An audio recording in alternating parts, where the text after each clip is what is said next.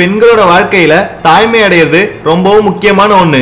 தாய்மை அடையிறது என்னதான் பெண்களுக்கு சந்தோஷத்தை கொடுத்தாலும் பிரசவத்துக்கு பிறகு பெண்களோட உடம்புல பலவிதமான மாற்றங்கள் உருவாகுது. அதுல முக்கியமான ஒண்ணுதான் உடல் எடை இன்க்ரீஸ் ஆகுறது. பிரசவத்துக்கு பிறகு வயிற்றுல ஏற்படுற சதை மற்றும் ஸ்ட்ரெச் மார்க்கை குறைக்க என்ன பண்ணலான்னு இந்த வீடியோல பார்க்கலாம். கர்ப்பமாகிறதுக்கு முன்னாடி ஸ்லிம்மா இருந்த சில பேர் பிரசவத்துக்கு அப்புறம் அடையாளமே தெரியாத அளவுக்கு குண்டாகிடுவாங்க.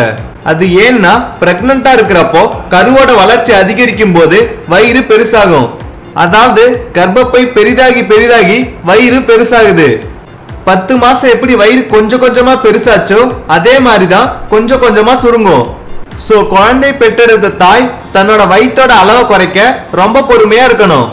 வயிறு பெருசாகிறதுனாலதான் ஸ்டிச் மார்க் உண்டாகுது. கர்ப்ப காலத்துல எல்லா பாடி பார்ட்ஸுக்கும் போற பிளட்டோட அளவு இன்க்ரீஸ் ஆகும். வயிறு, இடுப்பு மற்றும் தொடை பகுதிகளில் கொழுப்பு சேரும். பிரசவம் முடிஞ்சு 6 மாசத்துக்குள்ள தாயின் உடல்ல ஏற்பட்ட மாற்றங்கள் எல்லாமே கர்ப்பமாகறதுக்கு முன்னாடி இருந்த நிலைக்கு திரும்புவதுதான் இயற்கை. கர்ப்ப காலத்துல தாய்க்கு ஏவரேஜா 10 கிலோல இருந்து 12 கிலோ வரை பாடி வெயிட் இன்க்ரீஸ் ஆகும். 10 மாசங்களா விரிவடைந்து இருந்த வயிறு பிரசவத்துக்கு அப்புறம் குறைஞ்சதும் அங்க ஈஸியா கொழுப்பு சத்து வயிற்றுல சேர்ந்து சதை உருவாகி தொப்பையை உண்டாக்குது. நார்மல் டயட்டை மெயின்டைன் பண்ணி 6 மாசத்துக்கு குழந்தைக்கு தாய்ப்பால் கொடுக்கறப்பதான் ஒரு நாளைக்கு 500 கிராம் கலோரி உங்க உடம்புல இருந்து குறையும். 1 வருஷம் தொடர்ந்து தாய்ப்பால் கொடுக்கும் பெண்களோட வெயிட் பிரெக்னன்ட் ஆகிறதுக்கு முன்னாடி இருந்த வெயிட்டை ஒரே வருஷத்துல ரீச் ஆகும். 20% பெண்கள் 2 கிலோல இருந்து 4.5 கிலோ வரை வெயிட் இன்க்ரீஸ் ஆகியே இருக்காங்க.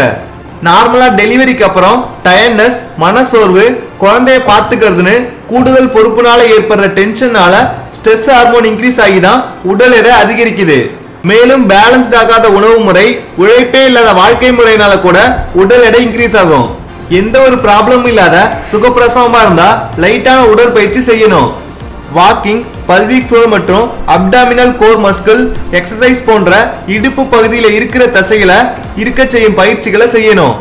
இதனால உடல் எடை குறையிறது மட்டும் இல்லாம கர்ப்பப்பை இறக்கம், தானாக சிறுநீர் வெளியேறுவது போன்றவை ஏற்படாம அவாய்ட் பண்ண முடியும்.